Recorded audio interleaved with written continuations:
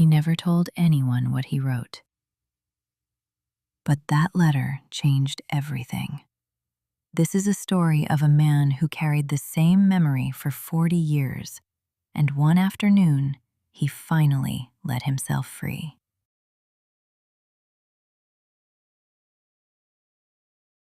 There is a story about a man who never stopped thinking about his first love. He married another woman. He had children, grandchildren. He was a good father, a good husband. But his mind was never fully in his own home. He didn't talk about her often, no. But his wife knew. His daughters knew. When he looked out the window, he wasn't seeing the landscape. He was seeing a memory. Cafe. A young woman with dark hair. The way she laughed. The way he felt when she was near. They were young. They were about to go to different schools, different cities, different lives. They promised to stay together. They meant it.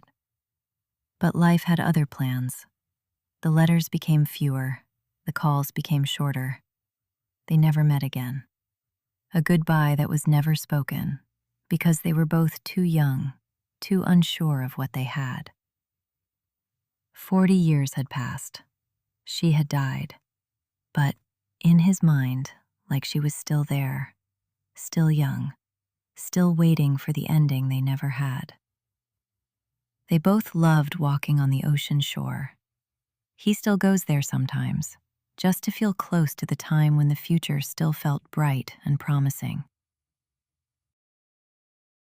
He missed her smile. He missed the way the world felt when she was beside him. He missed that young guy he used to be, full of plans, full of possibility. His family felt it. They tried to reach him, but sometimes he was like in a different world, in a different dimension. He tried not to think of her. He tried to focus on his family, his home, his life. But the ghost remained. Every quiet moment, she was there.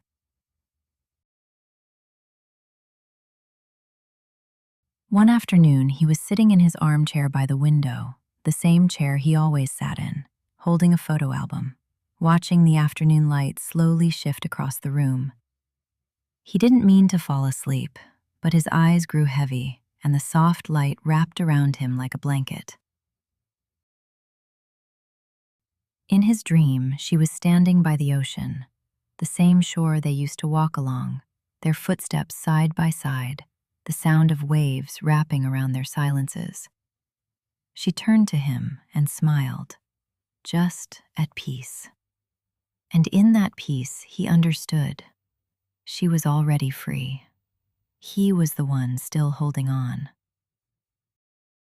In that place between waking and dreaming, he heard something.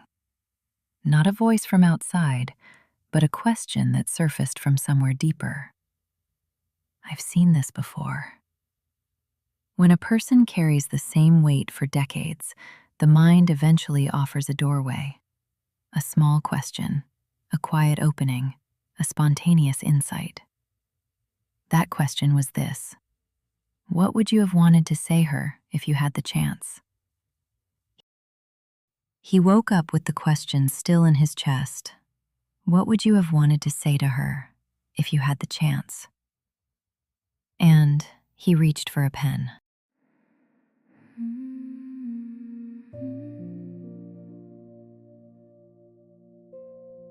He sat by the window, the same chair, the same late light, and he began to write.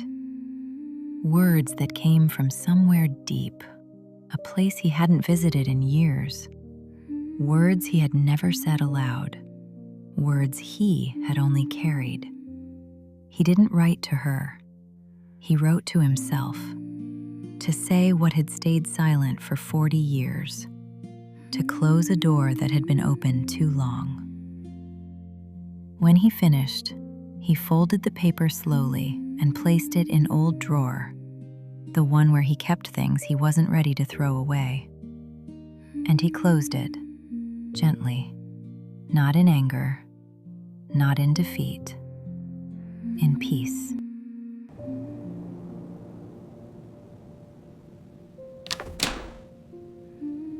He closed the drawer, and for a moment, he felt something he hadn't felt in years. A quiet stillness, a lightening in his chest. He had said what needed to be said. The weight didn't disappear, but it shifted. He closed his eyes, and he spoke to her, not as a ghost, but as a presence he trusted. He said, "I trust you to hold what we had, so I can stay in peace and live what I have now. Please watch over me." That was the shift. Not goodbye, not forgetting. A new relationship with the past, where she became a guardian of his peace, not a keeper of his pain.